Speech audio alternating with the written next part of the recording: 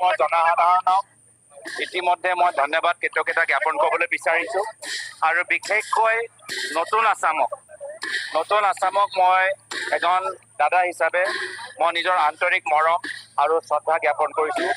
নতুন আছামে এইবাৰ এটা গুৰুত্বপূৰ্ণ ভূমিকা গ্ৰহণ কৰিলে।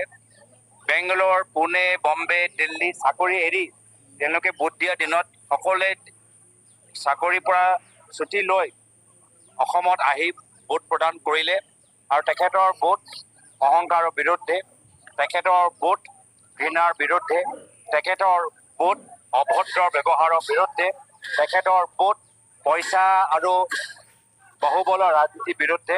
আৰু সেইকাৰণে যেতিয়া নতুন আছামে এনেকুৱা এটা ইংগিত আমাক দিছে, আশীৰ্বাদ হিচাপে মই গ্ৰহণ কৰিছোঁ আৰু আমি সকলোৱে মিলিজুলি বিৰোধী ঐক্য মঞ্চৰ আমি সকলোৱে একগোট হৈ ৰাইজৰ দল, অসম জাতীয় পৰিষদ দল, CPM, CPIM দল, আম আদমি কংগ্ৰেছ দল, আমি সকলোৱে নতুন আছামৰ যে আমাক ওপৰত যে আস্থা প্ৰকাশ কৰিছে, সেই আস্থা বিনিময়ত আমি সকলোৱে নতুন আছামৰ মৰমৰ বিনিময়ত দায়বদ্ধ হৈ আমি ভৱিষ্যত কাম কৰি যাম।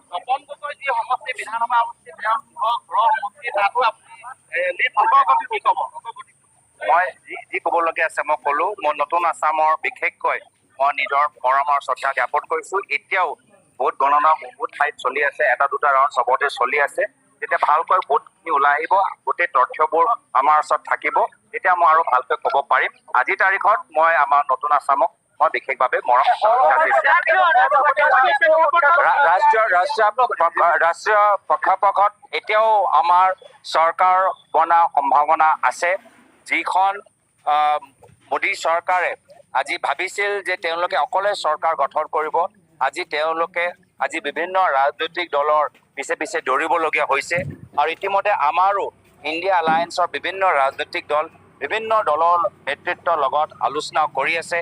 সকলোকে মনত আছে যে কেনেদৰে যোৱা 5 বছৰ প্ৰধানমন্ত্ৰী মোদী ডাঙৰীয়া বিভিন্ন ৰাজনৈতিক দলৰ নেতৃত্বৰ লগত কিমান অহংকাৰ আৰু কিমান বেয়া ব্যৱহাৰ সকলৰ লগত কৰিছে। কোনোৱে সেই কথাবোৰ পাহৰি যোৱা নাই। সকলোৱে জানে যে সন্মান আৰু মৰ্যাদা যদি পাবলগীয়া আছে, इंडिया अलायंस से मैं अभी भी अपेक्षा करता हूं कि इंडिया अलायंस शाम तक अपनी सरकार बनाने में सक्षम होगी। हम विभिन्न राजनीतिक दलों के साथ इस समय बात कर रहे हैं। कोई भी राजनीतिक दल का नेता ये भूल नहीं चुका है कि किस प्रकार से पिछले 5 सालों में प्रधानमंत्री मोदी जी ने उनके साथ दुर्व्यवहार किया है, अहंकार प्रकाशित किया है। कोई नहीं भूला है कि विभिन्न दलों के नेताओं के विरुद्ध में प्रधानमंत्री मोदी जी ने किस प्रकार से आपत्तिजनक शब्दों का व्यवहार किया है, चाहे वो नीतीश कुमार जी के पक्ष में हो, चाहे वो हमारे नवीन पटनायक जी के पक्ष में हो, सभी के विरुद्ध में प्रधानमंत्री मोदी जी ने आपत्ति शब्द का इस पिछले 2 महीने के निर्वाचन प्रचार में प्रयोग किया है। कोई नहीं भूला है और मेरा विश्वास है कि इंडिया अलायंस के साथ जब ये विभिन्न राजनीतिक दल बात करेंगे तो उनको एक सम्मानजनक एक भविष्य इंडिया अलायंस के साथ दिखाई पड़ेगा।